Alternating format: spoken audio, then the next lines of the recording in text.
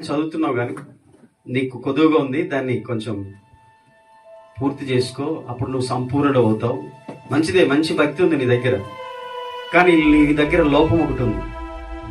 ఏంటి ఆ లోపం అంటే, నువ్వు ధనాన్ని, ఆస్తిని, లోకాన్ని ప్రేమిస్తున్నావు.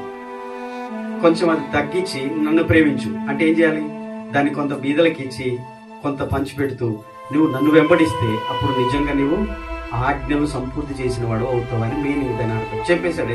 కానీ ఆ యవనస్తుడు మూతి ముడుచుకొని వెళ్ళిపోయాడు, వ్యసన పడుతూ బాధపడుతూ వెళ్ళిపోయాడు. నేను నిన్నైనా వదిలేస్తాను కానీ నీ లోకాన్ని.